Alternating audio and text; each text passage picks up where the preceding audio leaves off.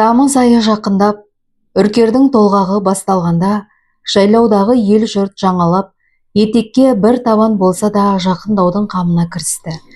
Кенже туған қозылар көгеннен босап, енелерімен бірге өріске жіберілді. Мал мен шаруа жайын реттеген үлкендер жағы қыстауға түсіп, шөп шабудың қамына кіріспек. Тау қойнауындағы ауыл үлкендері буыны қатып, суырдай семірген марқаның алтауын бұлақ бойына апарып сойып, жіліктеп тұздап, қанды көбігін сорғытқан. Қоржындарын сықпа құртпен бүйенге нығарлай салған сары майға толтырып, артта қалар бала шағаға ендігі көш бағытын шегелей тапсырған. Дайындығы бітіп, сайланған топ ертесі таңата етекке қарай бет алды. Ұзын саны 8 адам. Ішінде біреу ғана мұрты енді тібегенде бозбала, қалған жетеуі 50-ді еңсеріп, 60-ты алқымдаған қырмысақалдар. Иір-қиыр тау жолы еңістеген сайын аттардың жүрісіне ыңғайсыз. Құйысқанды қатты тартса, ат құйрығын қажайды. Бостау қойса, шоқтықтан асқан қайың ер қос қапталын қатар жауыр қылады. Тік соқпақтардан аттарын жетелеп түсіп, еңістерден үзеңгісен шіріне басып тізгін тартқан жолаушылар күн еңкейе орта жайлау қоңырқай асуынан асып, кең жазыққа келіп түсті. Қос құлағы тершіп, қызанап алған аттар тегіс жолда бүлкек аяңға басады. Қалың шалғын арасында сылдырлай аққан тау бұлағының су алып, дәрет жаңалаған шалдар бесін мен екінді намазын қосып оқып алды да жалғасты бүлкекке басты. Батыс шекті ақ мұнар басып, батар күн соңы шаңыттанып тұр. Сайдан ескен қоңыр самалы жолаушылардың тынысын ашып ақ тастады. Жол бойы мазаны алған таудың көкбас соналары да тыным таппаған. Топ басы жасы 60-тан асқан көбей ақсақал, қалған жетеуі ол не айтса да орындайды. Қытымыр тіркістігімен қоса сөз тапқыш, қалжыңбастығы, шебер әңгімешілдігі де бар. Осы жүріспен шай қайнатып уақыт жүрсек, Естай қорымына жетеміз. Оған дейін күнде батып, шам намазына сонда оқимыз. Бұл маңда қазір ел жоқ, 4 төңірек түгел иен. Аттарымызды мықтап арқандап, зират маңына қонып, ертең таңсыз бере атқа қонамыз, дейді бұйыры сөйлеп. Қалған жетеуі үнсіз бас шұлғысты. Межелі жерге жетіп, ат айылын босатқан шөпшілер жақпар тастардан бірыңғай қаланған, кейбірі қарағаймен қоршалған ескі қабірлердің басына жүрелей тізіліп, аруақтарға құран бағыштады.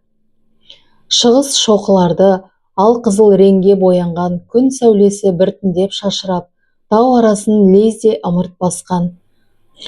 Барқыт шапандарын жерге жая салған шалдар шам намазын асығыстау өтеді. Күні бойғы жүрістен бойлары сал тартып, шөлдіркеп, қарындары да ашқан еді. Қомағайлау Қызырбай гүжілдей сөйлеп, қанжығадан үлкен қола қазанды шешіп алып келді. 3 тастан бұрыштап ошақ жасалды да, семіз марқаның жарты еті түгел салынды. Беткейдің білектей ақ сөңке аршасын лаулата жағып, келесі ошаққа үлкен қара шәугімге бұлақ суынан толтырай шай қойылды. Оның бәрін қылау шығармай істеп, зыр жүгіріп жүрген бала жігіт көксеген, өйткені анау жетеуінің де алған әйелдері көксегеннің руынан. Сондықтан оны балзысынып бәрі жұмсайды. Айтқанын істемесе де, осыдан тауға қайтып барған соң, анау кәрі әпкелеріңді ат бауырына салып, қуып отырып, үйіңе апарып тастаймыз. Сосын отыр, қалың кемпірдің отын жағып деп қағытады. Қазақтың ежелден келе жатқан салтында жезде мен балдыз ойыны деген болады. Ол ойынның түрі көп, салмағы да ауыр. Балдыздар жезделеріне, жезделер балдыздарына қаншама қиын жолдармен ойын жасаса да, еш ренжімеу көтеруі керек. Ауыл арасында әрі күлкілі, әрі қорқынышты әңгімелер мыңдап саналады. Аттардың белі суыды, деді қияқ мұрт Кенжебай. Жүгір көксеген, бәрінің ерін алып, шалғынға бөлек-бөлек арқандап кел. Бір-біріне жақындатушы болма, әйтпесе Көбей ағаның айғыры шайнап тастайды. Іштей ашуға булықса да үнсіз барып, мініс аттарды арқандап келді.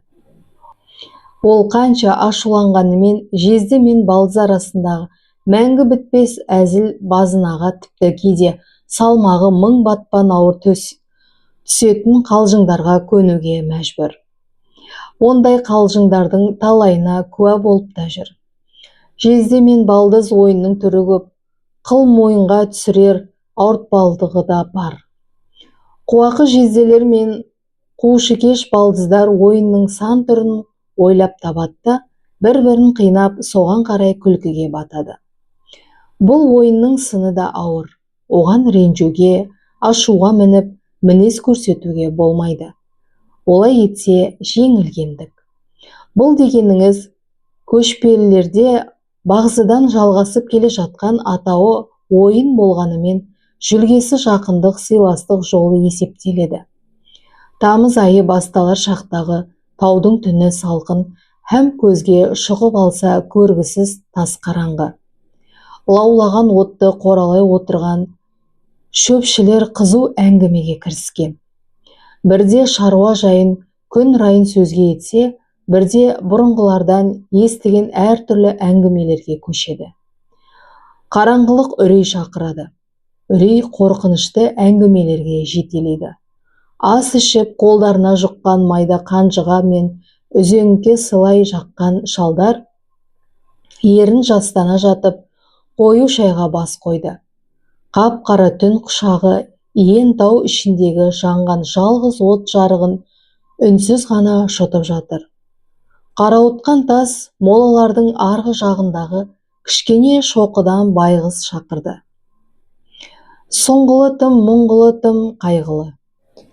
Шалдардың қыжыртуымен орнынан баяу тұрған көксеген қазан ошақты жинады да, бөктерін шектен шағын көрпешелерін алып, жамбасқа батар кесек тастарды тазалады. Жеті ерді қатарлай тізіп, жатар орындарын дайындап берді де өзі шетіректе барып жайғасты. Жақын маңдағы туысыға шалғынғанға арқандаулы аттардың пысқырған бір қалыпты дауысы тамық түнге әуен қосқандай.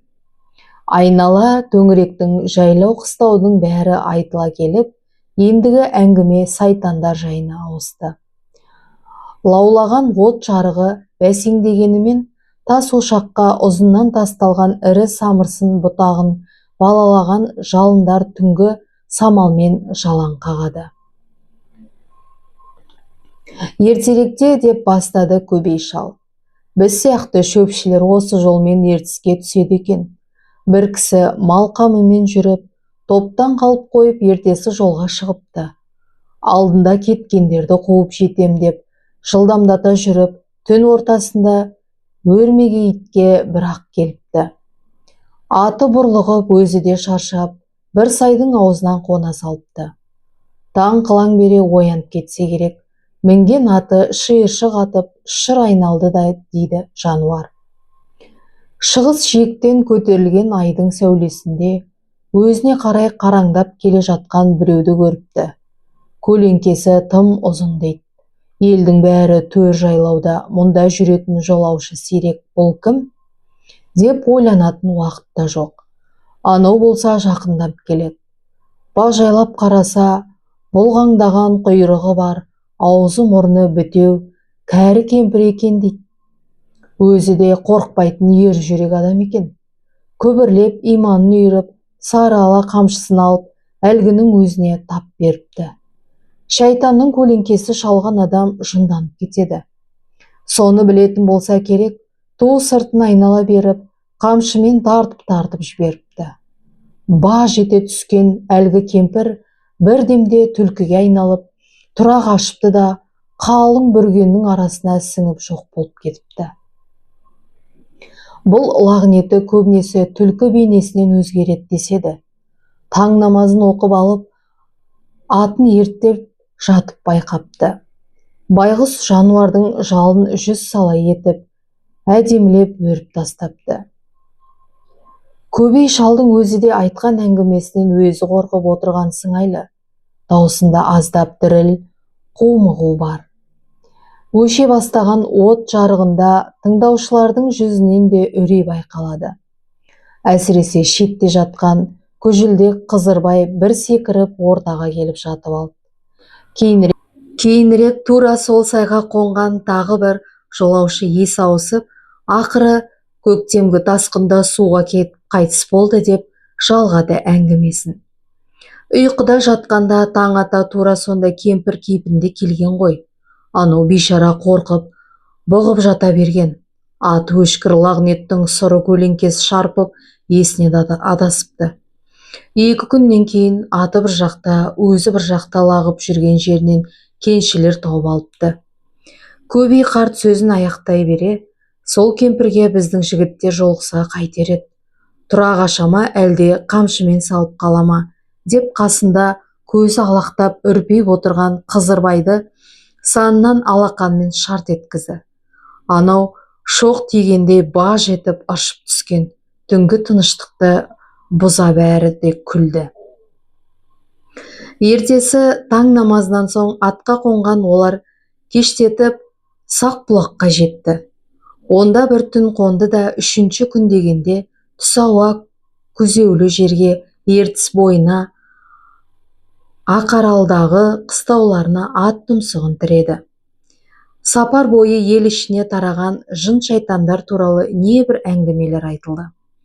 Айтыла берген қорқынышты хикаялар шалдардың бойына сіңіп алғандай өз-өздерін елең ете түсетінін шығарды. 3 күн бойына жетеуі кезектесіп, балдыздары көксегенді де әбден мүжіді. Өздері күлкіге қарық болған сайын жақтаса жан жоқ жалғыз көксеген іштей тісін қайраумен болды. Көктемде жайлауға көшерде сым темірмен бұрап кеткен есіктері сол қалпы аман тұр екен. Тошала үйге кіріп, қоржын қосқалаңдарын жайғастырып, сүтсіз қара шайға қанып қалып. Есік алдында оны-мұны істеп жүрген көксегенді қияқ мұрт Кенжебай шақырып алды. Сен қоржындарды ашып, жайлаудан сойып әкелген марқа етін арсаға іліп, түтіндетіп кептір. Біз өткенді айналып, Ақаралдың арғы бетіне өтеміз де, ата-бабамыз жатқан қорымға барып Құран оқимыз. Қанжығымызға байлап жүрген әпкелерің жоқ. Оның орнына қызметін сен жасайсың, деді. Соңы әзілге бұрып тағы біреуі. Ес білгеніңнен бері ертіс жағасында өскен атақты сушыл жүзгіш екенің бәрімізге мәлім. Біз келгенше арғы жағаға жүзіп өтіп, Қытай қожысынан көкөніс әкелде, кешкі тамақты дайындап қой деді. Ағаш қорада көлеңкеде байлаулы тұрған аттарына нығыздана мінген 7 шал желі шоқытып өткелге қарай кетті.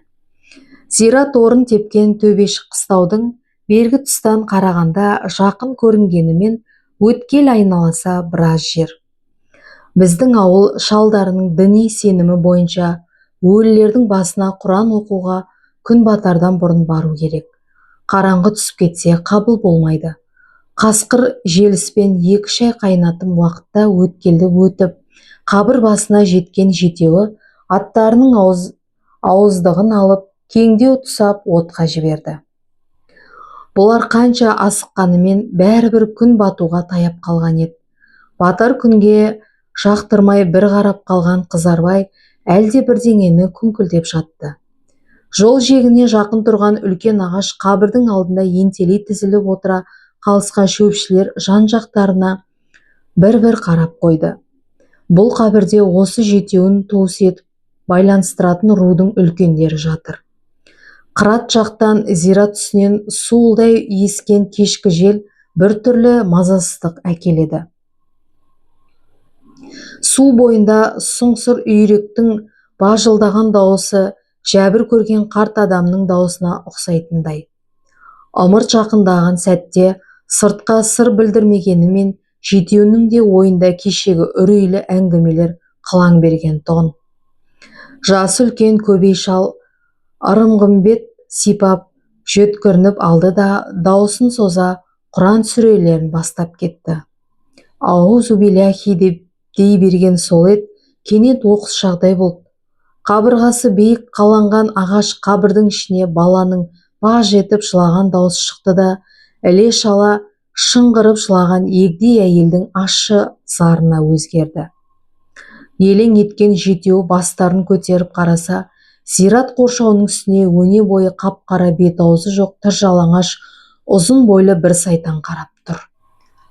Түрі көрден шыққан аруақтан да сүркейлі.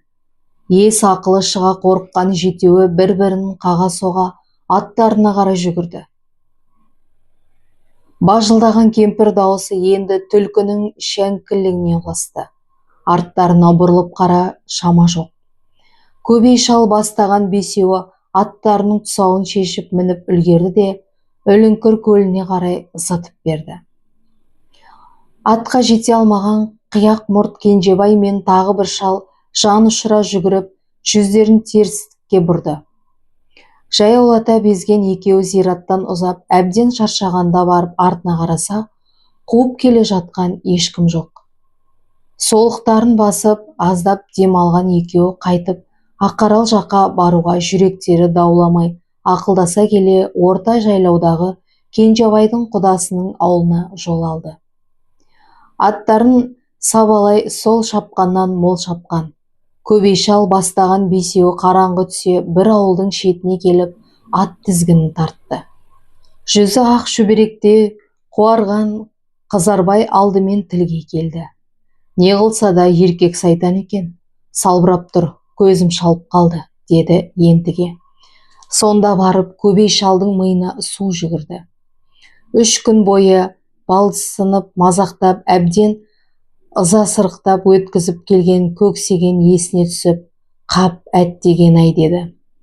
Біз өткен айналып жүргенде, анау жайқын судан жүзіп өтіп, алдымен жетіп алып, судың зират жағасын кілкіген қара батпақ еді. Әй, әкеңнің аузын ұрайын-ай, тістеріңнен шығарушы болмаңдар бұл масқараны, деді үзіп-үзіп дауысы қарлығып. Дәл осы сәтте қыстауда ет кептіруге қалған бозбала көксеген де зираттан бері қарай қайта жүзіп өтіп, үстіне баттастыра жаққан қара батпақты тазалап, салқын тошала үйде дем алып жатыр еді.